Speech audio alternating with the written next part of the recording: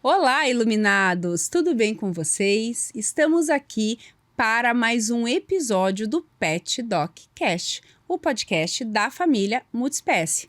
Eu sou Rebeca Bach, médica veterinária, especializada em odontologia veterinária e atuante no mercado há 17 anos. E ao meu lado tenho a minha host preferida e amiga, doutora, professora Patrícia Mosco. Sou eu.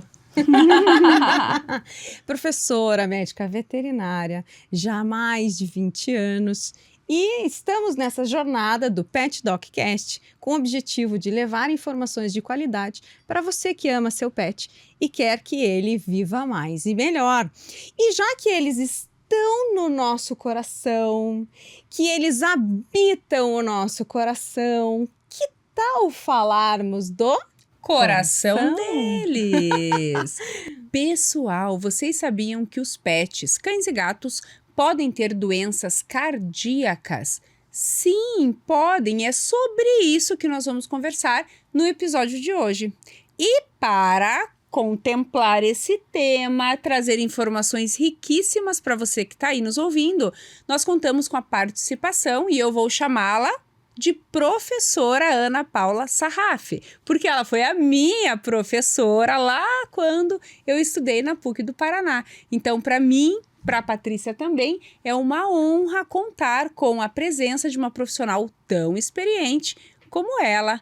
Professora Ana Paula, seja bem-vinda. Obrigada, meninas. É um prazer e uma honra poder estar aqui, né, participando dessa entrevista e muito bacana. Eu agradeço muito o convite de vocês. Querida. É um prazer, tá bom? Obrigada. Ana, você sabe que pra gente é uma alegria convidar nossos amigos e eu tenho a felicidade de poder te chamar de minha amiga, porque eu fui sua aluna na pós, eu não fui na graduação, mas fui sua aluna na pós, depois eu fui sua estagiária, depois eu fui sua colega e eu já fui sua cliente. É verdade. Você já tratou o meu cão com insuficiência cardíaca e foi por isso que ele veio a óbito, inclusive. Mas o teu trabalho ele foi desempenhado com tamanha maestria que ele viveu 7 anos com a doença cardíaca. Eu tive a felicidade de conseguir viver com ele tanto tempo porque você me ajudou nessa jornada. Então, a felicidade é imensa e a gratidão imensa de ter você aqui hoje como uma intérprete da linguagem cardiológica para os tutores, para os iluminados que estão em casa. Para dizer para eles assim, escuta essa mulher que ela sabe o que ela tá falando. E ela sabe o que ela tá falando, pessoal, porque ela é cardiologista veterinária há 24 anos. Ela é professora, né, do curso de medicina veterinária da PUC e ela é responsável pelo serviço de cardiologia do Hospital Veterinário Clinivete e também ela faz parte da Sociedade Brasileira de Cardiologia Veterinária. Então é bastante bagagem para dividir com vocês. Obrigada, meninas. Ana, É um vamos prazer. começar lá do comecinho? Sim. Bom, que eles têm coração, todo mundo sabe, né? Nem todo mundo sabe que eles têm pâncreas, nem todo mundo sabe que eles têm próstata, tireoide, mas que tem coração, todo mundo sabe. E que esse coração, ele anatomicamente é muito semelhante ao do ser humano, até aí tudo bem. Mas funcionalmente, também muito semelhante, mas desenvolvimento de enfermidades não é tão semelhante assim, né, Ana? Não, as doenças são bem diferentes. Até as doenças congênitas, que são aquelas que o animal já nasce com algum defeito, são bem parecidas. Mas as doenças adquiridas não, são bem diferentes. Né?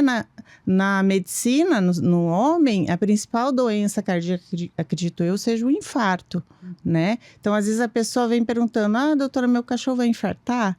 Né? E essa enfermidade é muito rara em cães e gatos. Eles têm outros tipos de doenças adquiridas, né? Doenças nas válvulas ou doenças no músculo. Então, a anatomia, a função é muito parecida, mas as doenças são bem diferentes.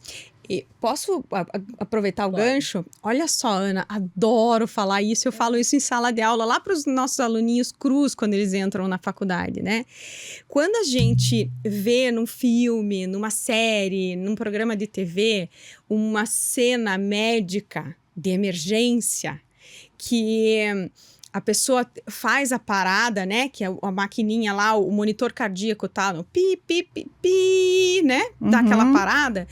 É natural e todo mundo espera aquelas pás de desfibrilador, né? O cara fazendo assim com gel na pá e liga no não sei quantos volts e afasta e, né? No corpo humano, aquele corpo humano se chacoalha e daí o traçado volta a acontecer. Então, esse choque elétrico que se dá numa parada cardíaca é muito comum na sala de emergência humana. Mas não é tão comum assim na sala de emergência do veterinário.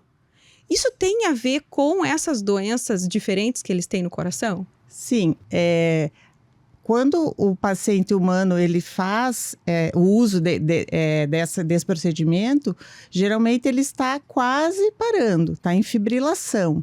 Os cães e gatos, geralmente, eles não fibrilam antes de parar. Eles já param de uma hora para outra. Então, a diferença na emergência é essa condição, que no ser humano, geralmente, fibrila. Daí, quando você desfibrila, ele pode reverter. E nos cães e gatos, quando eles estão lá quase parando, seja por diferentes situações, ele para de uma hora para outra. Ele não fibrila para parar. Então, aí, às vezes, até fica mais difícil a ressuscitação, né? Tá. Ana, então vamos explicar para os nossos ouvintes quais são as doenças cardíacas mais comuns em cães. Uhum. Então, assim, a gente tem em cães e gatos doenças congênitas, que são as doenças que o paciente já nasce com algum defeito, e as doenças adquiridas, que são as mais frequentes, né? Os cães, a gente poderia dividir assim, tem as doenças dos cães de pequeno porte e as dos cães de grande porte, né? Geralmente são cães mais idosos, os pequenos, quando começam a ter sinais clínicos, e são doenças nas válvulas, então degeneração, envelhecimento das válvulas. Então as válvulas não fecham mais direito, o sangue começa a refluir e pode ir aumentando o tamanho do coração e pode levar a sintomas. Ou não, ou pode ter alteração nas válvulas, o paciente vai apresentar um sopro, porque esse sangue que volta gera sopro na auscultação, mas ele pode ser assintomático pelo resto da vida. Já os cães de grande porte, eles têm mais problema na musculatura. A musculatura cardíaca fica fraca, e é uma doença semelhante à do ser humano, que é a cardiomiopatia dilatada. Então, o músculo ele fica mais fraco, contrai mais fraco do que o normal, começa a dilatar, e aí sim ele vai ter sinais clínicos, né? Sintomas de tosse, cansaço, falta de ar, né? E são doenças mais graves. E nos gatos, os gatos eles são bem silenciosos. O cão cardiopata, geralmente ele vai manifestar cansaço, tosse, né? E aí o tutor vai pedir para investigar, o gato não, o gato é silencioso. O que o gato vai ter de doença? É doença no músculo cardíaco. O músculo fica grosso, essa é a principal doença do gato, é a cardiomiopatia hipertrófica. E quais seriam os sintomas, né, para o dono perceber? Geralmente ele vem porque ele não anda ou porque ele não respira. Não, então ele vai ter falta de ar, tá? Ou ele pode ter paralisia, principalmente das patas de trás. Isso acontece de uma forma aguda, ele começa a arrastar as patas e com dor, tá? Porque o gato ele pode fazer trombo e isso gera essa paralisia. Então, as doenças dos animais adultos, elas são bem diferentes do ser humano, né? E o gato, ele é mais discreto, né? Até para o coração, ele é mais discreto. Quando ele manifesta algum sintoma, é porque a cardiopatia já está mais evoluída, geralmente. Ana, e é bem bacana a gente tocar nesse assunto, porque o gato é discreto em muitas coisas, né? No comportamento, na socialização, no pedido de carinho, nas doenças renais, que nós já falamos aqui, e na doença cardíaca, sobretudo. E essa é uma grande preocupação no gato, porque na doença cardíaca, quando ele manifestar, a doença já está num estágio, num momento tão grave, tão avançado, que muitas vezes a gente tem pouquíssimas armas para lutar contra. As doenças renais, elas podem ser derivadas de um coração doente, né? Então, eu acabo nos gatinhos em que eu não encontro a causa de doença renal pedindo muita investigação do coração para descartar essa possibilidade. Então, aqui tem que entrar um alerta importante para o tutor de gato.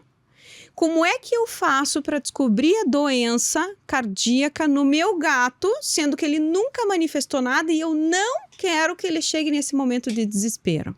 Sim, isso é uma pergunta super importante, Paty, porque se você comparar, então vou examinar o gato para ver se ele é cardíaco, vou auscultar, né?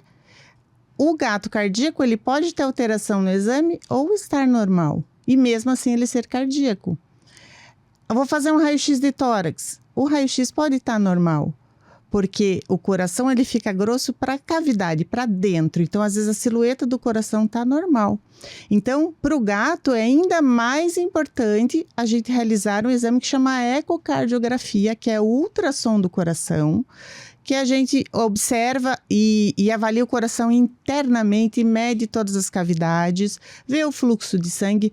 Com o ecocardiograma, ou ecocardiografia, a gente vai falar, não, esse gatinho, ele tem alteração no miocárdio, no músculo, ou ele não tem, né? É o único exame que, na verdade, é o exame mais sensível e específico para eu falar que esse paciente tem alteração ou não.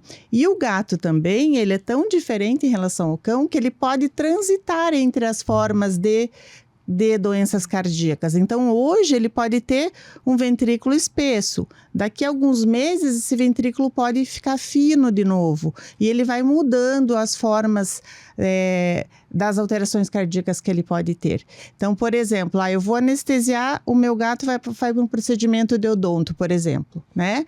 É um gato já de 6 anos, é um persa, que é uma raça mais predisposta. É importante fazer um exame prévio? É importante, porque só com o exame físico a gente não consegue descartar. Às vezes esse gatinho já tem alteração no músculo, já tem um pouco de aumento cardíaco, e aí ele vai ser anestesiado. Às vezes ele, tem períodos de hipotensão, de pressão mais baixa durante a anestesia, e às vezes ele descompensa no pós. Fora o estresse, né? Então, às vezes era aquela gota d'água que faltava para o gato descompensar no pós-anestésico, no pós-operatório. Tá? Ana, você falando então, da importância do ecocardio para procedimento odontológico, por exemplo, que é um procedimento eletivo, programado. A Patrícia falou lá do oposto.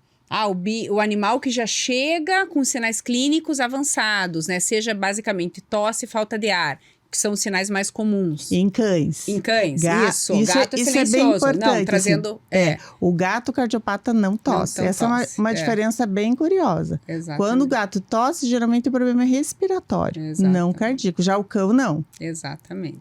Então, vamos imaginar o cão, em estágio mais grave, tosse, falta de ar. O gato, falta de ar e problema na circulação dos membros, no locomotor, ali nas patinhas de trás. Mas e aí? Vamos falar então de prevalência. Eu tenho um cão pequeno, vamos entender cão pequeno até, considerando predisposição, até 15 quilos, né? Isso. Então, os cães, pessoal, até 15 quilos, de forma geral, têm predisposição com a idade, desenvolver essa degeneração de uma ou mais de uma válvula do coração. Como que a gente pode fazer para identificar isso, diagnosticar isso sem que ele esteja com sinais clínicos, de uma maneira que a gente saiba que a doença está ali e que precisa ser acompanhada. Quando fazer isso, Ana? Se eu tenho um cão que acho que é a imensa maioria aí, cão até 15 quilos. Isso. Então, a partir da meia-idade para idoso que aumenta o risco dessa degeneração, porque é o envelhecimento das válvulas, né? Então, a partir de 6, 7 anos, a gente pode, como descobrir? Fazer check-ups de exames, com ecocardios anuais, ou então, eu vou levar o meu cão para fazer uma vacina. Na ausculto, o veterinário escutou que tem um sopro. Por que tem esse sopro? Porque o sangue está voltando, porque a válvula não fecha direito. Então, vamos investigar. E por que é importante, Rê? Porque se a gente pegar esse paciente numa fase inicial, tá? Existe em uma das fases um medicamento que já comprovadamente prolonga o aparecimento do edema pulmonar, que é água no pulmão. Então, prolonga cerca de 1 ano e meio do aparecimento. Dos sinais mais graves. Isso. Então, a gente, tendo esses exames e detectando isso de forma precoce, a gente pode tratar esse paciente e deixar mais longa a evolução da doença. Ou seja, ele vai evoluir de forma mais lenta. Isso já é comprovado com trabalhos bem confiáveis. Então, por que é importante? Às vezes, chega lá o paciente já na fase avançada, com falta de ar, já na fase... Aí o dono pergunta, doutora, eu poderia ter evitado? Evitado não, mas se tivesse investigado talvez 1 ano antes, 6 meses antes, a gente já poderia ter iniciado o tratamento e talvez prolongado a vida do paciente.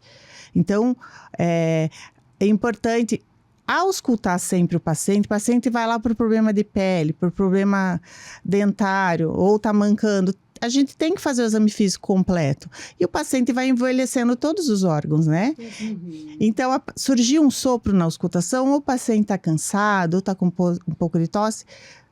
É muito importante investigar com exames complementares, né? E acompanhar esse paciente. Fiz o exame esse ano. Está no inicial? Ano que vem eu faço novamente e vou acompanhando. Provavelmente ele não vai morrer do coração. A maioria dos pacientes com problema nas válvulas não vão morrer do coração. Uma pequena porcentagem evolui. Mas é importante para o tutor saber isso e acompanhar, né? Essa evolução, caso haja, né? Olha que importante essa informação, pessoal. A maioria deles não morre da complicação da doença cardíaca. Muitos deles vão conviver com aquele envelhecimento da válvula de forma, né, aceitável, adequada.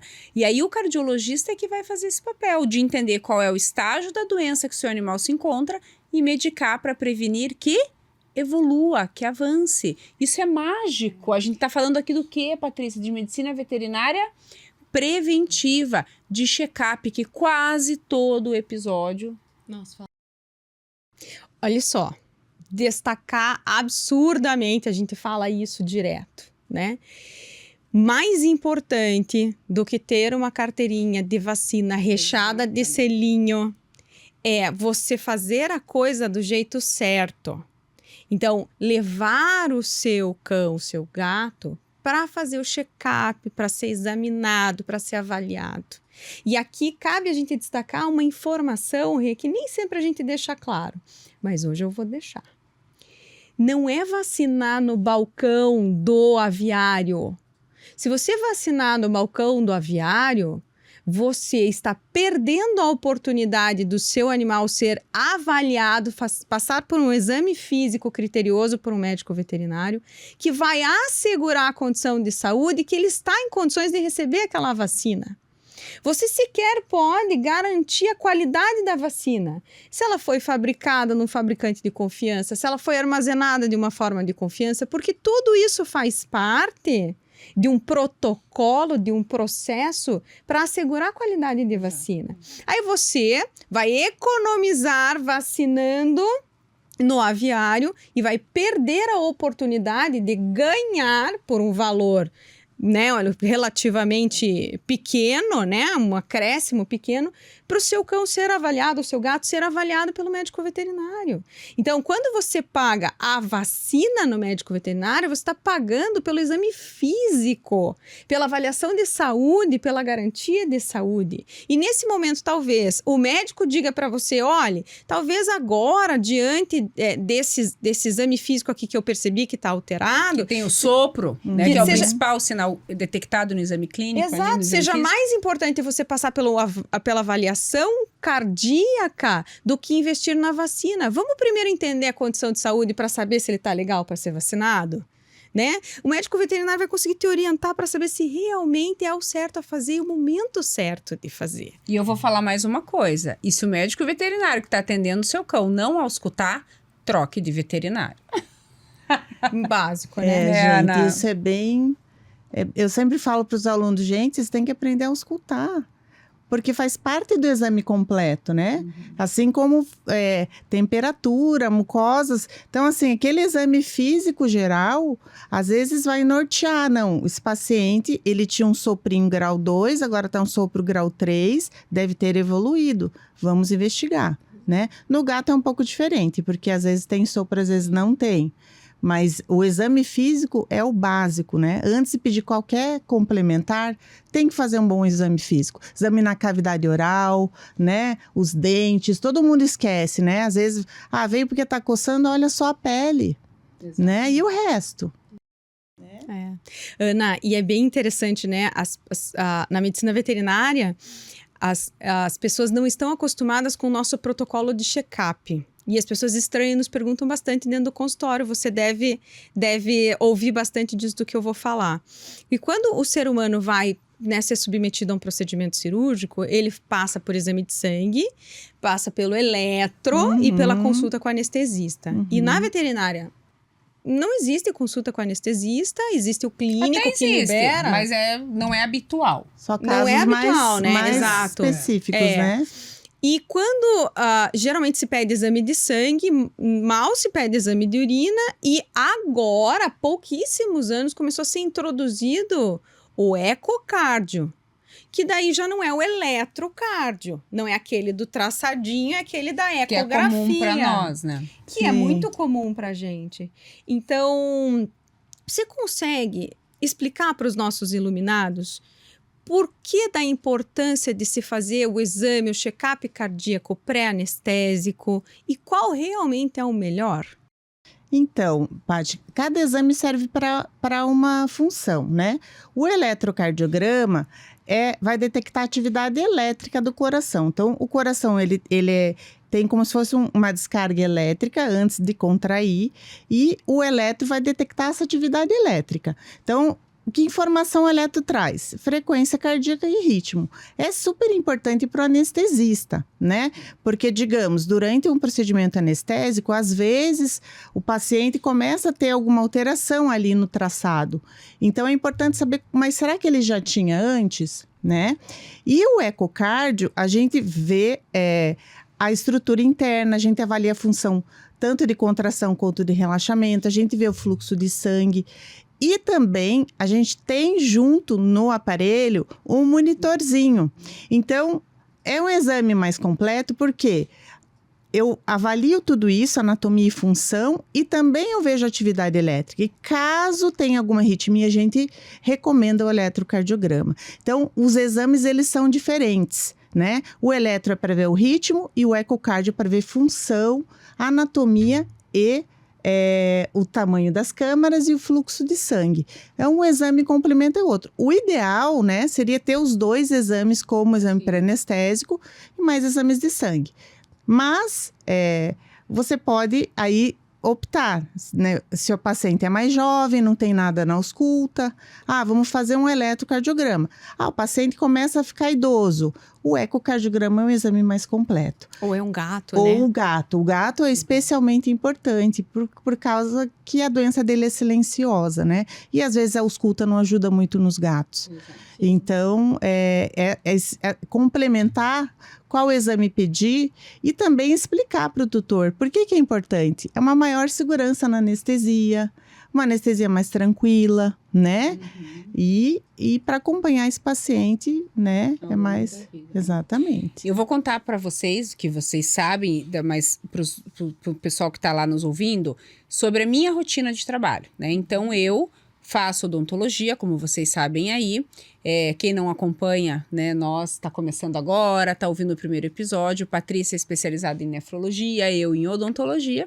E aí, o que acontece? Eu atendo meu paciente no consultório, faço exame físico, ausculto, avalio a cavidade oral, que é o foco principal, mas a maioria das vezes esse animal tem que passar por um procedimento odontológico que obrigatoriamente deve ser feito com anestesia. Se venderem qualquer coisa diferente disso para vocês, pessoal, é charlatanismo, é erro, é falha, e aí é outra seara, né?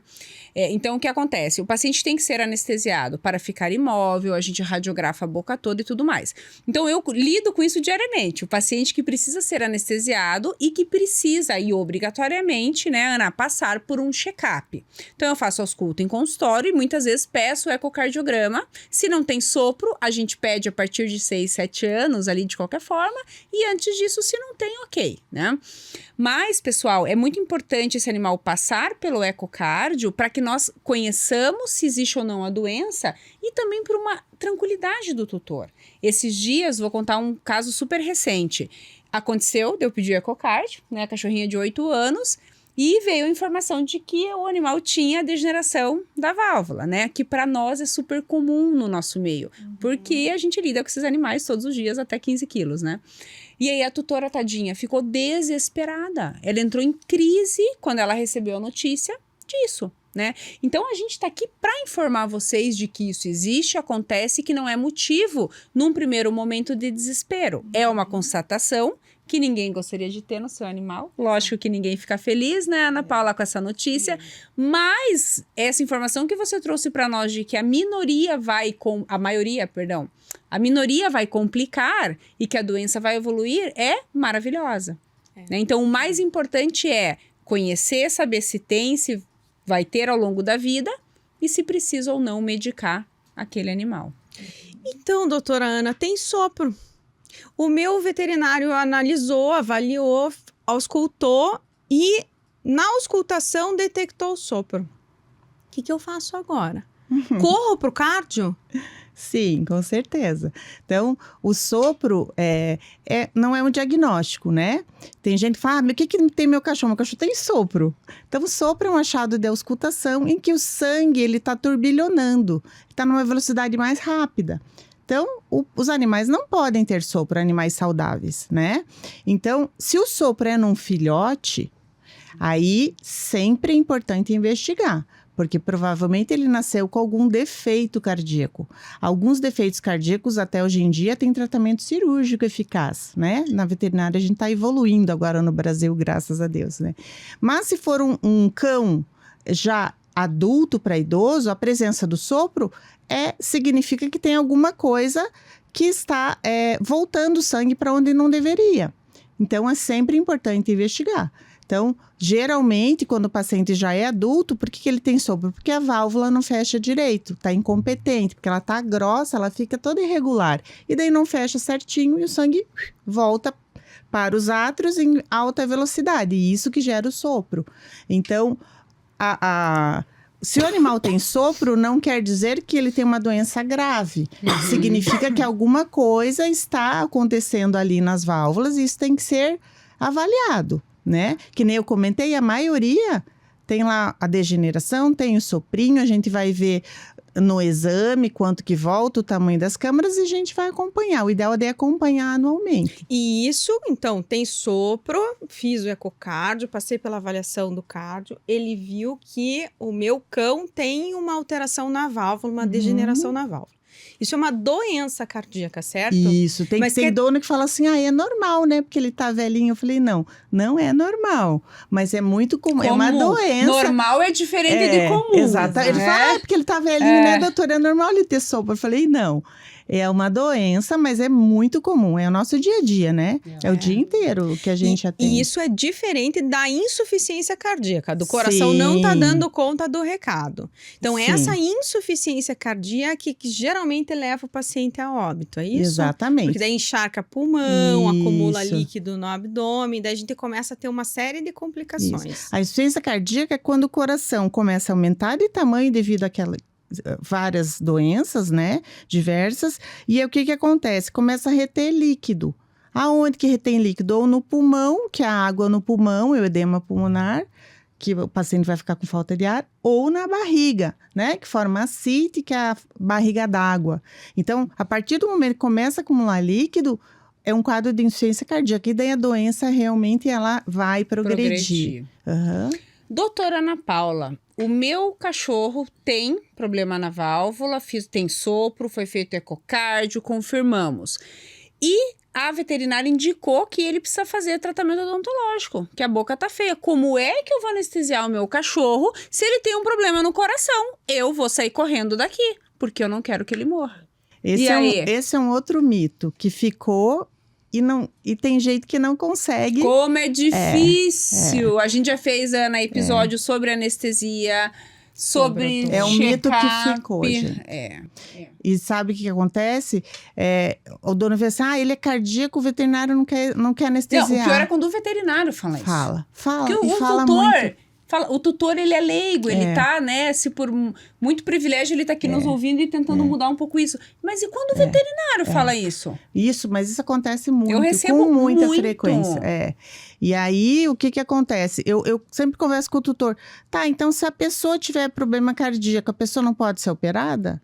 Obviamente que vai ser operada e anestesiada. Você precisa ter um anestesista especialista, Topzera. que vai usar o quê? Um protocolo adequado.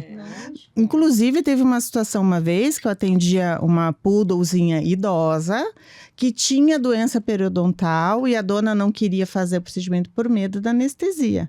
O que aconteceu?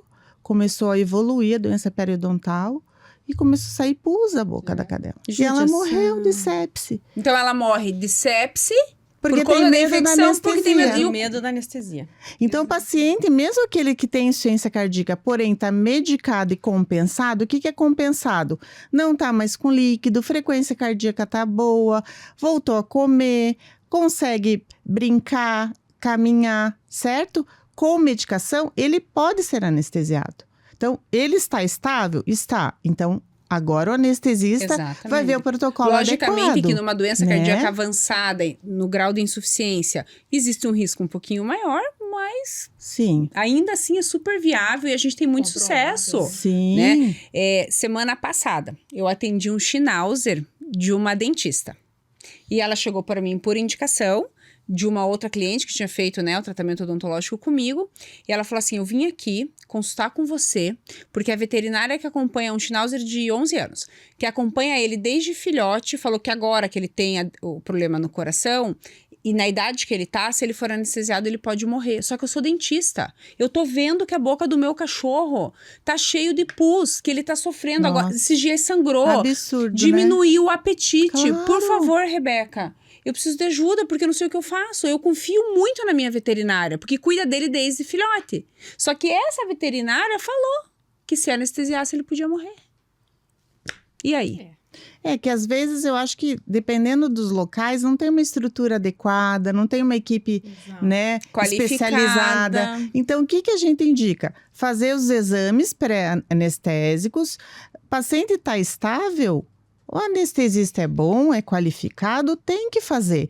E aí ainda, sabe o que eu falo para os tutores que falam isso para mim? Falei, olha, eu tenho um cachorro, meu cachorro é anestesiado todos os anos. Ele tem 4 anos.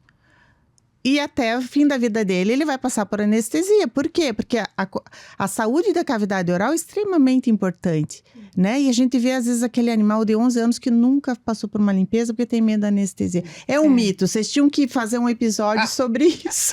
Mas, sobre ó, o mito da anestesia. Não, a gente já Porque, fez a anestesia. juro. Agora a gente vai fazer um de mitos e verdades na medicina veterinária. É, um dos Sai no próximos. ar aí logo, logo. Então, adivinha aí, viu? Ei, quiabo pra sinomose funciona? Tipo assim, entendeu, Ana? E Meu cão é cardiopata, ele não pode anestesiar. né? É. Então, assim, é importante que o pessoal aí escute não só de mim e da Patrícia, mas que escute de uma cardiologista que trabalha com isso há 24 anos. Então, esse temor de paciente cardiopata morrer na anestesia pra nós... Não, e pior Não é que é o verdade. veterinário, às vezes, que põe isso na cabeça do dono, né? Por isso que esse mito, ele Se perpetua. Ele se Se perpetua, Ana Paula. Muito, muito, Porque gente. o tutor vai confiar no veterinário Sim. que ele escolheu. E se o veterinário falou essa, né, besteira, né, ele vai acreditar.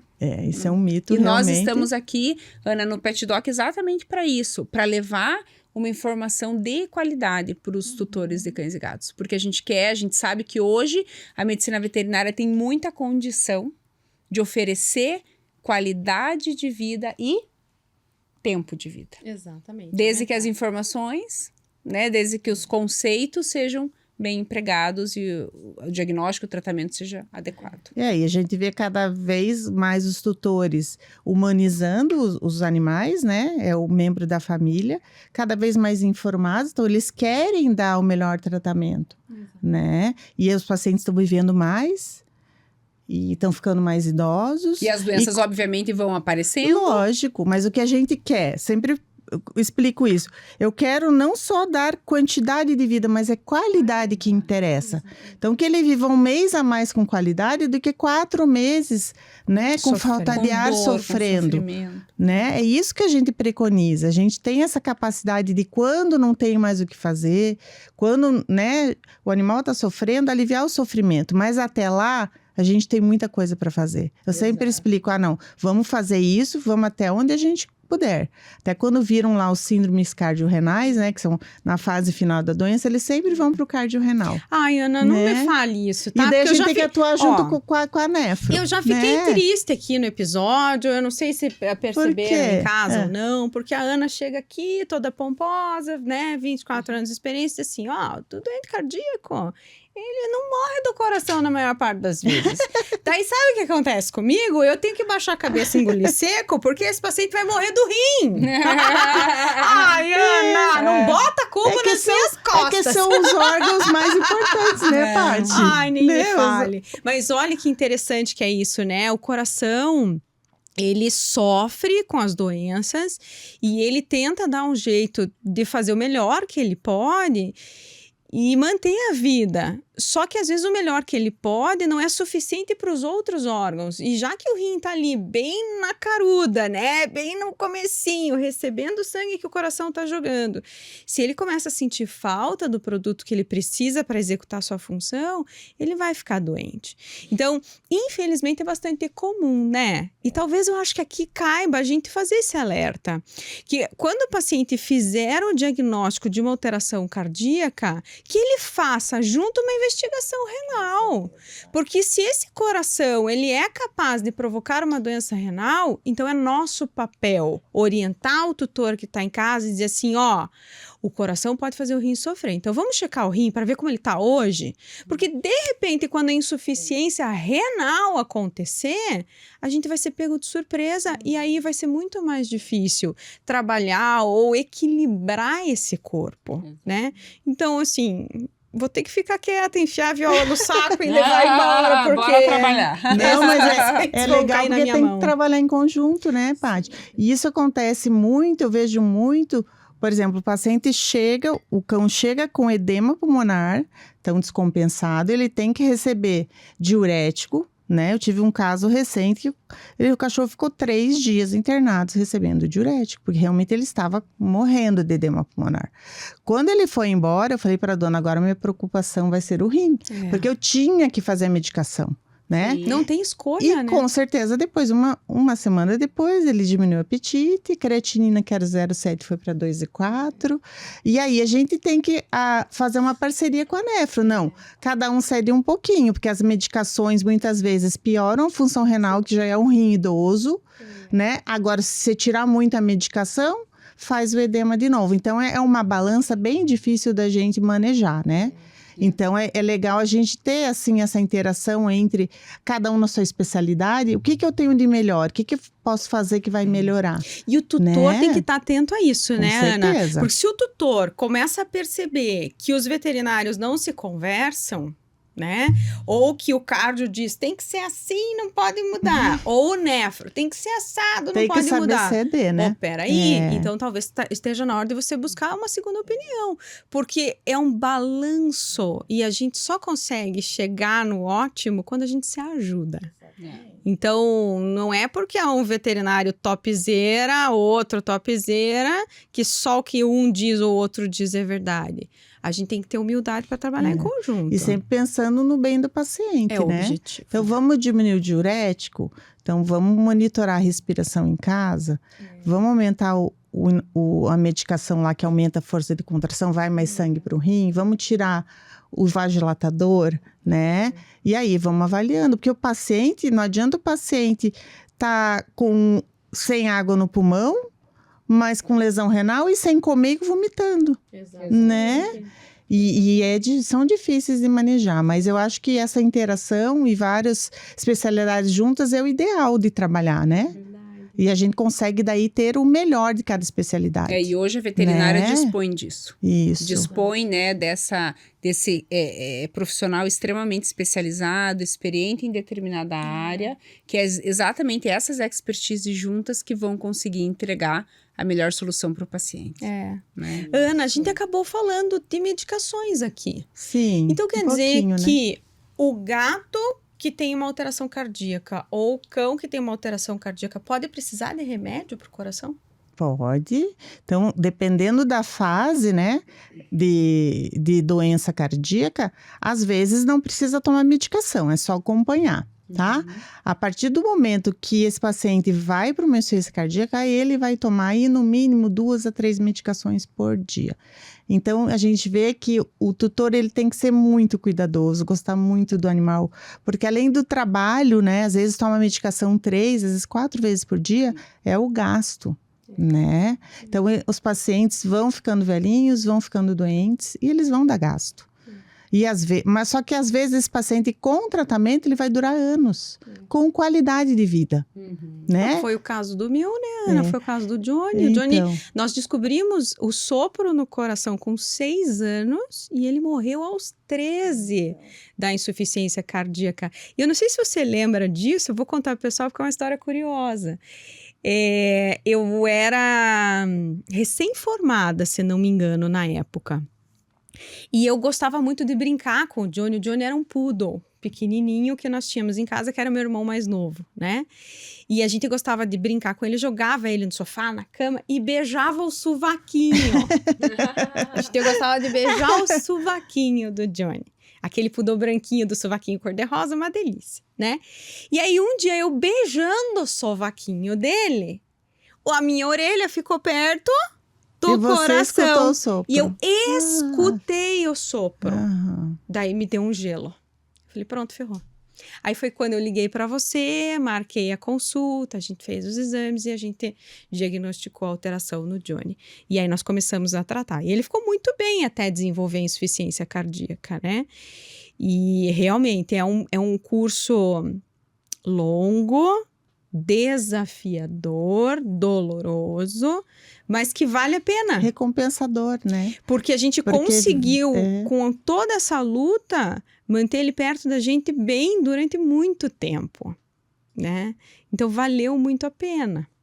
Mas foi bem interessante, porque eu não auscultei, eu escutei. Mas sabe que esses dias fiz uma consulta, até online, a tutora era de outro estado, que ela falou, né, por que você procurou veterinária? Porque eu senti com a mão o coração do meu cachorro.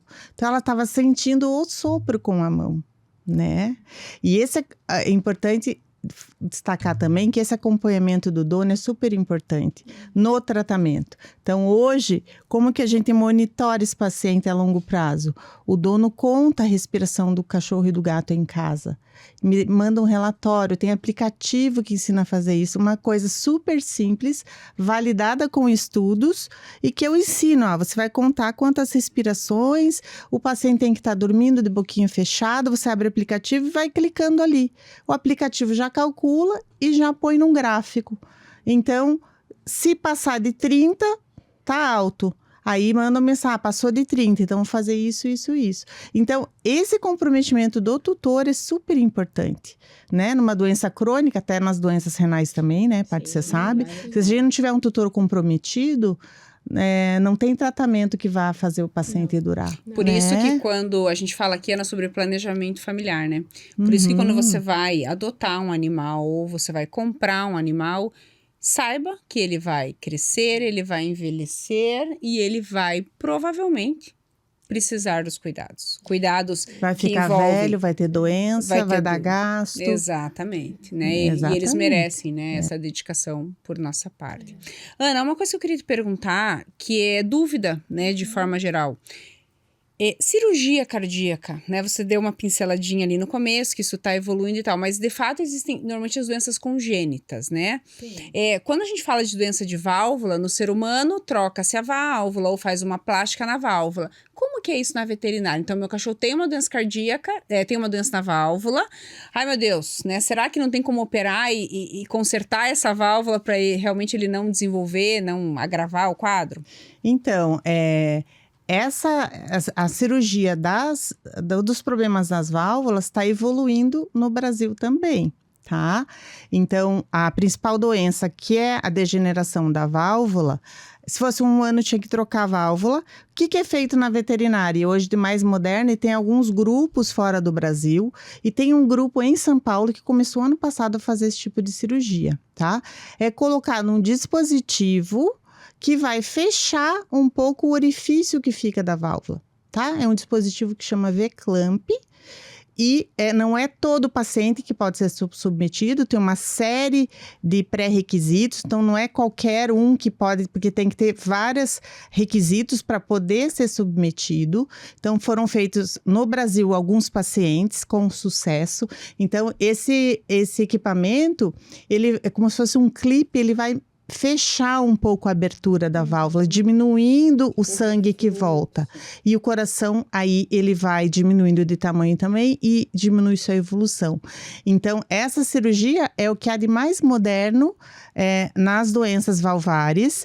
Tem uns grupos fora do Brasil que estão fazendo. E no Brasil também tem um grupo em São Paulo que fez algumas e... cada vez mais, eu acho que daqui uns 10 anos, talvez isso seja rotina. Então, tem esse tipo de cirurgia e tem um outro tipo de cirurgia também que cria uma abertura entre os dois átrios, aliviando um pouco a pressão do átrio esquerdo, tá? É uma cirurgia daí mais simples, isso também é feita em São Paulo por umas 2 equipes de cardiologistas. Então, é uma coisa que não está tão... além do nosso, né? Às vezes a pessoa está aqui, a pessoa quer se deslocar, obviamente que são cirurgias que têm um valor, um custo, porque envolve uma equipe multidisciplinar, né? Só o device lá, esse clampzinho é importado, tem que ter toda uma estrutura, então são ainda cirurgias muito caras, mas já está se fazendo esse tipo de procedimento. Então, quem sabe daqui a alguns anos a gente vai ter, nós temos tratamento medicamentoso e a gente tem tratamento cirúrgico, né? Cada vez vai estar mais disponível, graças a Deus que a gente está evoluindo também, né? Que legal. Nessa área. Ana, me lembrei de 2 coisas que são comuns nos humanos e que a gente precisa tentar entender o quanto isso acontece na medicina veterinária. Primeiro deles, desmaio. Né? Quando a pessoa desmaia, a primeira coisa que a gente se preocupa é como é que está a pressão? Né? Como é que tá o coração? Quando que fez, né, o check-up cardíaco? E aí? Cão, gato, desmaia? E segundo, quando acontece o desmaio, tem relação com a pressão? Então, quando o paciente desmaia, a primeira coisa é diferenciar se ele teve um desmaio ou se ele teve uma convulsão. Isso é bem difícil, porque... tanto no desmaio, que é uma falta transitória de oxigênio no cérebro, quanto na convulsão, que é uma alteração daí neurológica, né? Os pacientes podem perder a consciência, podem ter movimentos durante o episódio, podem urinar e defecar. Então, é muito semelhante. Qual que é a principal diferença? No desmaio, que é a síncope, o paciente tem um episódio, logo ele levanta e sai andando como se nada tivesse acontecido. E na convulsão, não. Tem aquele período pós-convulsivo, que o paciente pode ter minutos a horas, ficar desorientado, ter alteração de comportamento, né? Ficar sonolento. E muitas vezes o que acontece? O paciente vai para cardio porque o paciente teve um ataque. O dono não sabe se vai para o neuro, vai para cardio, vai para o neuro, vai para cardio. Porque geralmente a convulsão, a alteração é neurológica, o desmaio pode ser devido ao coração, né? Pode ser por quê? Ou porque o coração, ele está numa fase já de insuficiência cardíaca que não consegue mandar o sangue suficiente para os órgãos e para o cérebro, ou porque ele desenvolveu uma arritmia. Então, o que é uma arritmia? É um ritmo descompassado, fora do ritmo, pode bater muito rápido ou muito devagar, e daí não dá conta de mandar sangue para o corpo nem para o cérebro. Isso é bem comum em algumas raças, por exemplo, como Boxer e Doberman, né? Ou o paciente pode ter nascido com algum defeito congênito que também vai menos sangue para o cérebro e também vai dar o desmaio. Então, de qualquer forma, assim, se o paciente desmaiou ou teve a convulsão, tem que se fazer essa avaliação cardíaca para descartar se ele não é cardíaco, né? Às vezes até, se for um boxer, por exemplo, e você vai avaliar com um eletrocardiograma se não tem arritmia, não teve. Mas será no resto do dia, será que ele vai ter? Porque o eletrocardiograma vai durar de 5 a 10 minutos. Aí a gente pode colocar um Holter, que é o eletrocardiograma que fica 24 horas no paciente. Eu achei isso Né? fantástico alguns anos atrás, quando se começou a fazer Holter na medicina É veterinária. tão bonitinho, né? É uma Eles saem de graça. coletinho. Isso é de muito roupinha, legal, né? Porque o aham. ser humano sai com o aparelhinho aqui na cinta, Sim. né? Com os eletrodos, Com os né? eletrodos fixados ali no peito. E o gato também faz Holter. Faz. Sai com o coletinho, coletinho. com o aparelhinho dentro do É. colete. É muito bacana de ver, E né? os aparelhos foram modernizando e hoje em dia o nosso aparelhinho é isso aqui, ó. É bem levezinho. Antigamente era com fita cassete, né? Agora é com um negocinho de memória que vai gravar o exame e o aparelhinho que usa para bebê. Então é bem levinho. Então a gente consegue colocar em gato, em cão. Aí o legal também é que o dono faz um relatório das atividades do animal de 24 horas. Então, comeu, dormiu, desmaiou tal hora. Desmaiou às 5 da tarde. A gente tem como comparar se esse horário que ele desmaiou, ele teve alguma arritmia no exame. Né? Então, é um exame que a gente faz de rotina, mas principalmente quando você suspeita de alguma arritmia ou o paciente desmaia, né? Falando em arritmia, cachorro usa marca-passo? Boa pergunta. Usa. E é uma das cirurgias que estão disponíveis para os animais em alguns lugares aqui em Curitiba, em São Paulo também. Quando que tem indicação de marca-passo? Geralmente quando o paciente tem arritmias que baixam muito a frequência cardíaca, né? Então, por exemplo, a frequência cardíaca mínima é 60 para cães, né? Então, o mínimo que ele vai bater é 60 vezes por minuto. Se a frequência está 40, 30 e o cachorro é pequeno, né? Quanto menor o cachorro, mais rápido o coração dele vai bater. Ele pode ter desmaio, porque ele vai correr, mas o coração dele não acompanha, né? Então, dependendo da arritmia que cause bradicardia, diminuição da frequência cardíaca, às vezes até eles têm chance de ter morte súbita, dependendo da arritmia. E aí, a colocação do marca-passo é feita através de veia, né? Não é aberto, geralmente, o tórax. Você pode fazer por cateterismo, sem muitos cortes, se você tiver um aparelho que chama o arco cirúrgico, e você vai colocar lá um fio dentro do coração, né? E esse fio vai dar o choque no coração e vai fazer ele bater a quantidade de vezes que você programar o aparelho, tá? Então, é uma cirurgia que pode ser feita. O custo é alto porque o material é caro, né? Geralmente você tem o gerador do marca-passo e tem o catéter, os fios, né? Mas é um procedimento que ele pode ser feito, sim. Isso é maravilhoso. É demais. Olha Muito que legal, episódio né? legal. A gente saiu do exame físico básico, do estetoscópio, para todas essas técnicas avançadas a chegar a cirurgias cardíacas. Então, olha o quanto a medicina veterinária evoluiu ao longo desses últimos anos. A parte de cirurgia cardíaca está evoluindo muito, bastante, né? Que meninas. legal. Aham. É maravilhoso, é muita informação rica. Muita. Né? E, acima de tudo, eu acho que a gente pode fechar esse episódio enaltecendo os pontos para o tutor sobre como fazer diagnóstico precoce de doença cardíaca. Porque a gente entendeu aqui nessa conversa que o diagnóstico precoce vai permitir com que esse animal viva por mais tempo e bem, considerando a história do teu Johninho. Exatamente. E o tutor também deve ficar mais atento ao animal, né? Ele sabendo que ele tem problema cardíaco, começa com uma tosse, opa, será que evoluiu? Exatamente. Né? Se ele está bem informado, Ana, ele consegue, como você bem falou, monitorar o seu Sim. animal. E ele fica muito satisfeito de estar informado, o tutor, né? Porque ele prefere saber que o bicho Lógico. tem problema e acompanhado, que de repente teve um edema, tá ruim, mas como que ninguém me falou isso antes? Como que Se ninguém todo escutou ano eu sopro? vou no veterinário, o veterinário nunca me falou. É triste isso, É triste. gente. E tem, né, Ana? Tem. E tem. E daí dá vergonha às vezes, Dá. né? Ah. Nunca ninguém falou que seu cachorro tinha sopro, não.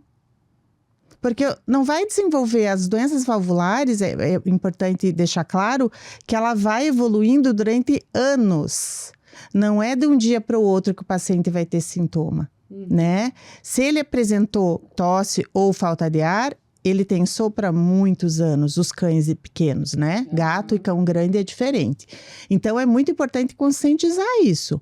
Não, fazendo o exame físico bem feito, eu vou poder detectar precocemente. O tutor vai ficar ciente. Vai ser uma surpresa ruim quando o cachorro ficar ruim, Exato. né? Exato. Ana, a gente tem no final de cada episódio um momento que a gente chama de momento repete. Que é pra gente resumir os pontos principais. Só que assim, ó, tem coisa que a gente não falou que eu quero ver se a gente consegue incluir no repete. Vamos lá. Pode ser? Pode. Então, assim, ó, coisas que o nosso tutor não pode sair desse episódio sem saber. Então, cães e gatos têm problema cardíaco, que pode vir lá do ventre da mamãe, ter origem genética, desenvolver no útero, e vão ter sinais já na primeira infância ou ali no primeiro ano de vida. Mas podem adquirir doenças cardíacas ao longo da vida e geralmente elas que é o vão se mais comum. Que é o mais comum. Isso. E mais comum ainda nesse contexto, os cães até 15 quilos. De cão pequeno. De cão pequeno. Isso. Então, esse é o grupo mais Maior. predisposto. Exatamente. Aí, dentro desse grupo mais predisposto, tem alguma raça que tem uma maior tendência? Que o tutor que tem essa raça em casa tem que ficar de olho? Na verdade, são todos os de pequeno porte, né? Poodle, Shih Tzu, Maltês, Lhasa, o Spitz alemão que está super na moda, os SRDs. Tem uma raça que a doença é mais precoce, é o Cavalier King Charles Spaniel. A gente não tem muito aqui em Curitiba, em São Paulo tem mais, mas é aquele, parece o cãozinho lá da rainha da Inglaterra, né? É um cocker, parece um cocker menorzinho. Então, nesta raça especificamente, ele pode ter problema mais jovem, tá? Mas todos os cãezinhos de raça pequena e idosos, eles são predispostos. O primeiro sinal de que o meu cão de pequeno porte, 15 quilos para baixo, de que ele tem uma doença cardíaca é auscultar um sopro. Então, por isso é muito importante a avaliação do veterinário e check-ups periódicos. Isso. E ele pode ter cansaço e tosse. Então, aquele cachorro que faz exercício e de repente não quer mais fazer, tá cansadinho, né? Intolerância ao exercício e tosse. E olha que interessante, isso confunde muito com o cachorro envelhecer. Então, sim. o cachorro tá velhinho, ele tá menos disposto. E às vezes não é sobre estar menos disposto, né? A gente já falou, a gente fez um episódio, Ana, sobre envelhecimento, sobre cães e gatos idosos. Então, se mascara muito nesse entendimento comum. Não, ele tá menos disposto, ele tá brincando menos porque ele tá velho. Mas, na verdade, ele pode ter uma doença cardíaca, ele pode ter dor de dente, ele pode ter dor articular. Até altera o apetite, né? O paladar do Exatamente. idoso, né? Então, muito importante Confunde, ficar atento para exigir do veterinário que atende o seu cão sobre a ausculta e também sobre os exames de check-up, que a gente fala isso repetidamente, insistentemente aqui. Exatamente. Se eu tenho um gato, o meu desafio é maior. Porque o gato manifesta de uma forma muito mais tardia, só quando a doença já está, né, numa manifestação muito dramática. Essas manifestações dramáticas são a dificuldade de andar com as patinhas de trás, porque pode fazer trombo e falta de ar. Isso. E aí tem as raças predispostas dos gatos também, Paty. Que aqui no Brasil, principalmente é o persa, tá? Também o Sphinx, que é aquele gatinho peladinho, que não tem muitos, mas eles são bem predispostos. E aquelas raças assim, o Maine Coon, tá crescendo o bastante, Ragdoll, né? que agora, né, são gatos mais chiques, são gatos, aqueles gatões lindos, e que eles têm bastante predisposição. Então, lógico, quanto mais predisposição da raça, é melhor ficar mais atento e, às vezes, até fazer check-up anual, né? Desse gato a partir de uma certa idade. Que nem a gente vai no médico fazer exame de sangue, fazer exame de imagem, né? Cada vez mais na minha rotina eu vejo exames de check-up. Veio fazer O check-up. ideal, Ana, seria o quê? A partir dos 6, 7 anos, começar a fazer o check-up cardíaco? Isso, mais ou menos, né? Perfeito. Isso. E assim, se for um gato, vai para um procedimento anestésico. Às vezes, se tem predisposição, eu já vi gato com 2 anos, 1 ano com cardiomiopatia. Já faz o exame. Sim. Inclusive, às vezes vai para anestesia, né? Começa a ter um problema para anestesia, porque era um esfinx, por exemplo. Já tive paciente assim, de 2 anos, então ninguém vai pedir um ecocardio, mas é uma raça predisposta. Então é bom ficar atento, né? Porque quando a gente vai comprar um animal, a gente tem que pesquisar as doenças também, que eles são predispostos. E ninguém pesquisa isso muitas vezes, né? Aí você compra lá um Shar-Pei, que é cheio de problema de pele, por exemplo, né? E depois que ele tem problema de pele, faz o quê? Mas você já sabia que ele podia ter, né? Exatamente. É sobre programação, né? Exato, E conhecimento. Exatamente. Meu cachorro tem um sopro. Esse é o diagnóstico? De forma nenhuma. Quer dizer que ele tem alguma alteração e tem que ser investigada. Talvez ele nunca tenha sintoma do coração, só porque ele tem o sopro, né? E às vezes também, algumas cardiopatias congênitas têm um soprão e o defeito é pequenininho. Ou ao contrário, tem um soprinho e o defeito é grandão. Então, sopro não é um diagnóstico. Significa que eu tenho um fluxo turbulento e tenho que investigar. De como? Fazendo exame complementar, né? Fazendo exame, não. Tem esse defeito, mas ele é pequenininho.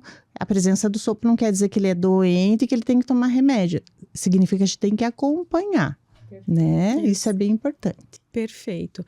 Ana, e uma última informação que eu acho que talvez complemente, né, a tudo que nós falamos, que foi, né, bastante coisa.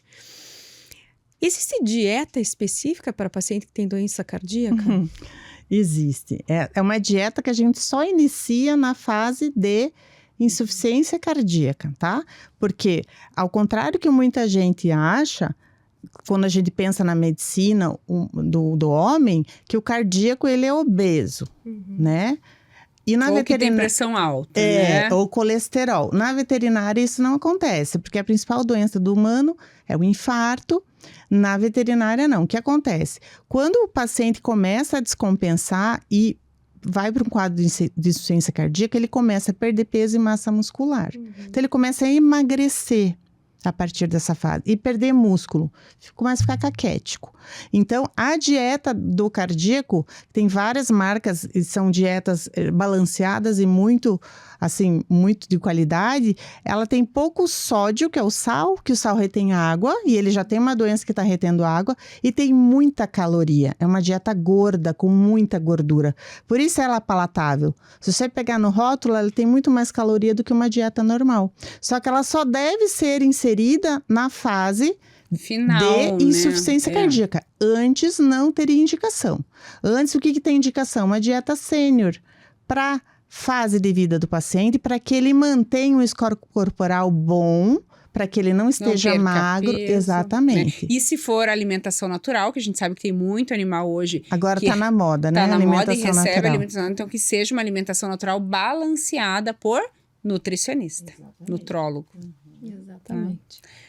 Que gostoso. Que delícia de conversa, professora. Ai, que gente. delícia. Obrigada. Professora adorei. Ana, conta para os nossos iluminados, para os nossos ouvintes, se alguém quiser consultar com você, com a sua equipe, né? Ficou lá com o seu cachorro de 7, 8 anos, pequenininho, preocupado se ele pode ter alguma doença cardíaca. Como faz para procurar os seus serviços, o seu atendimento? Tá bom. Então, eu tenho uma empresa que chama Cardio Sarraf, né? Que fica dentro do Hospital Clinivete. Então, eu tenho uma equipe que trabalha comigo também.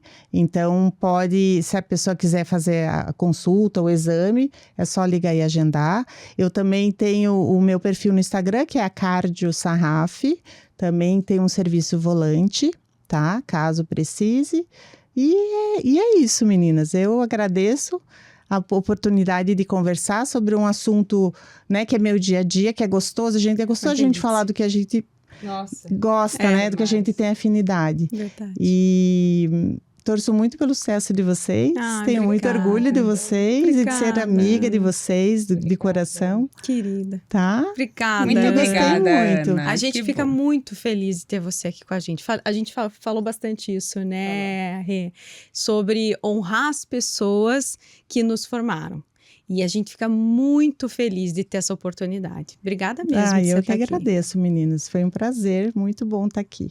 Imagina. Obrigada, Ana. E você, iluminado, gostou desse episódio? Descobriu muita coisa sobre coração que você nem sabia? Então faz o seguinte, compartilha. Marca lá seu amigo, seu parente, sua irmã, sua vizinha, que precisa entender um pouco mais sobre o coração do seu pet. Gostou mesmo? Nos segue, continua nos acompanhando. Toda semana, quarta-feira, às 19 horas, no YouTube, a gente tem um episódio novo, cheio de informações para fazer com que você conheça mais e dê possibilidade ao seu pet de viver mais e melhor.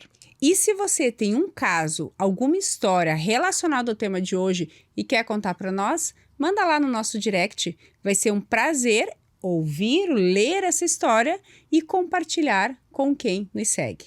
Pessoal, até o próximo episódio, quarta-feira, às 19 horas. Tchau, tchau. Obrigada, tchau, tchau.